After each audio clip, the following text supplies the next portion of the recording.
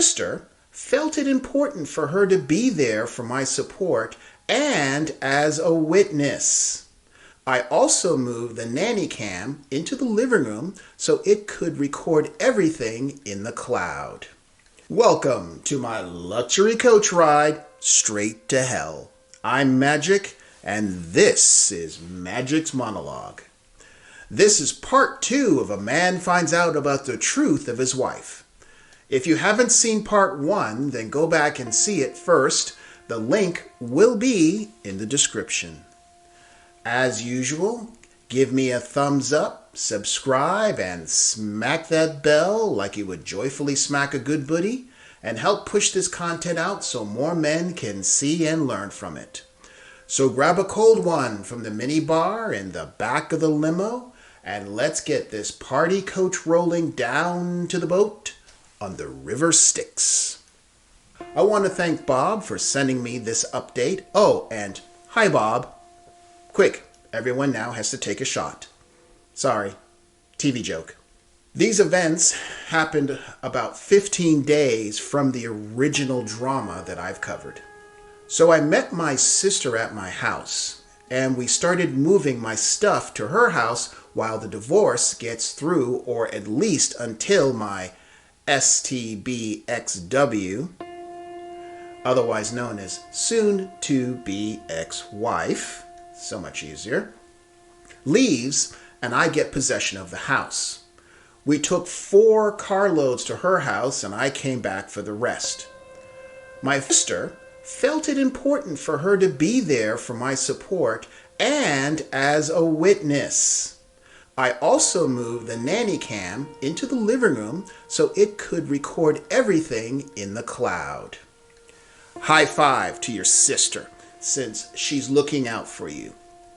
As a woman, she is fully aware of the strategies in the chapter in the Female Handbook on manipulative behavior. Additionally, smart move on the nanny cam. So if and when she makes false claims, as they often do, you have proof of her additional lies. Gentlemen, take note. For those of you who can afford it, I would pay an off-duty police officer to hang around to play witness when possible. Also, purchasing a wearable micro cam is an option as well. Back to the story. About 10:45 a.m., I got a text from the lawyer saying she had been served. I sent an email saying that I was at the house when she was ready to talk. A couple of minutes later, I got a text from my wife saying, "Why? Blah, blah, blah, blah, blah." So I resent the first text and waited for her to get home. She sent several texts and voicemails. They didn't mention anything about cheating, just how she thought we were going to work this out and she thought we would sit down and have a conversation before proceeding with a divorce. Playing the family card and how this will devastate the child, our families, and how she feels betrayed. That's a good one. Yeah. Think about this, guys. She's the victim here. She's the one who did the original betrayal.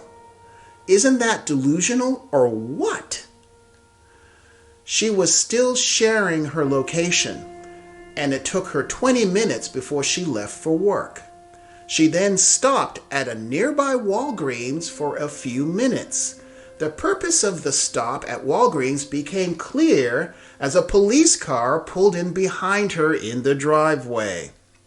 According to the officers, she got the police there because she said she was afraid that we had guns in the house.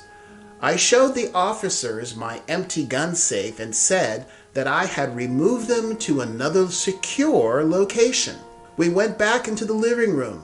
I showed my wife the paternity test that I had done that showed her our daughter was not mine. Her response, denial, disbelief, which appeared genuine. All right. Today's Academy Award goes for outstanding gaslighting goes to...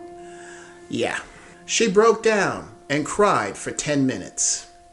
Typical play right out of the SULT Bible. Deny, cry, and various other manipulations. I told her this was the final straw and why I wanted the divorce. At about that time, the police officers reminded me to keep it civil and made their exit after I told them I was leaving soon to stay at my sister's house. When I asked who's the child's father, she claimed she didn't know. I asked if there were that many guys she was sleeping with, or did she just not know his name? I asked how many times had she cheated on me between pregnancies, to which she said it was just 2 of them. Wait, hold on. Didn't she say in part 1 it was only 1 time?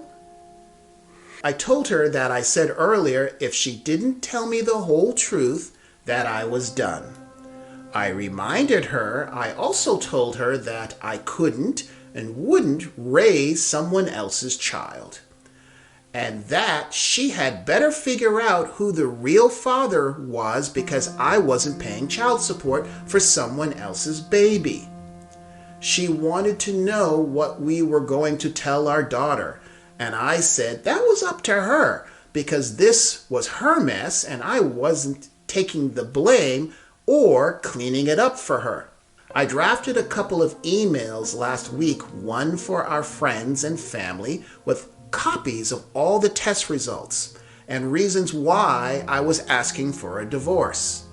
The other was for my wife with copies of the same tests along with what I knew and things that I had told her previously.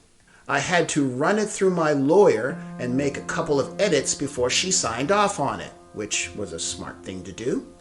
I sent copy to all our friends and relatives when she pulled into the driveway this afternoon. Most of the feedback has been one-sided and very colorful. Another high five. Never, ever allow a woman to control the narrative. At best, only 1 out of 10 will tell the truth. Another smart move. In the end, I told her if she had been truthful, we might have been able to work things out. But I couldn't trust a lying serial cheater, and I told her if she had gotten her tubes tied instead of me getting a vasectomy, she might have gotten away with it. Yes, might have gotten away with it too. If it wasn't for these blasted kids and their dog. I told her she needed to get a lawyer so we could move forward and start to heal. In this story, in the comments section, he answered a question below, and the question was, does your state have assumed paternity? His response was, no, and my lawyer said even if my wife fights it, based on the DNA, I can have my parental rights and responsibilities terminated and petition to have my name removed from the birth certificate. We will file a no-fault petition if she agrees. If she fights it, we can file an at-fault petition, which will affect her settlement since we live in an at-fault state. If she has an ethical lawyer, he will recommend no-fault option.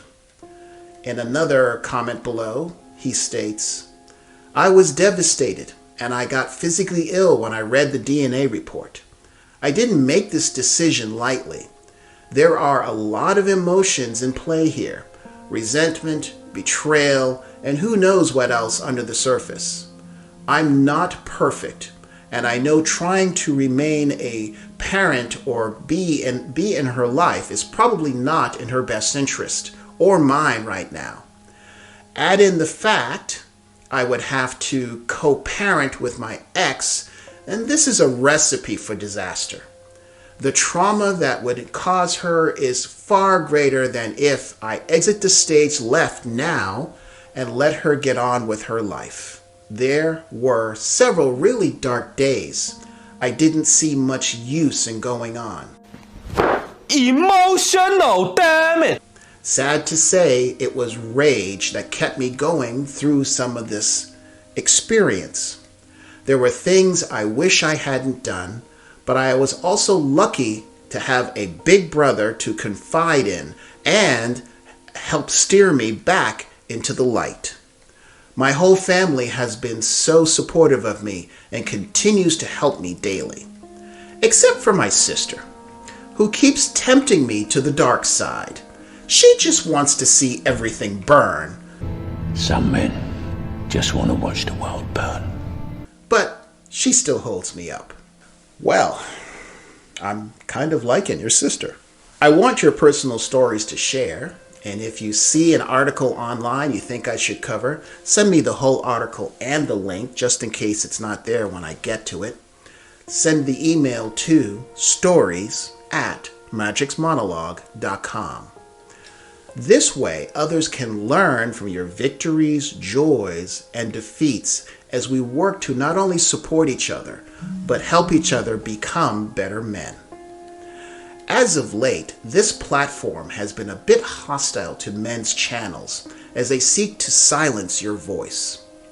Therefore, I want to personally thank you for the thumbs up you've given me, your smart choice to subscribe for future videos, and sharing this everywhere. Your feedback in the comments section, by the way, is also welcome and needed. This is the best way to spit in the eye of the algorithm defiantly. If you have a moment, stop by my community tab and vote on my survey on whether I should keep the bow ties or ditch them. In doing so, you are certainly helping to educate other men and definitely piss off a Karen near you. Until next time. Thank you for watching. Before you go, check out these other videos.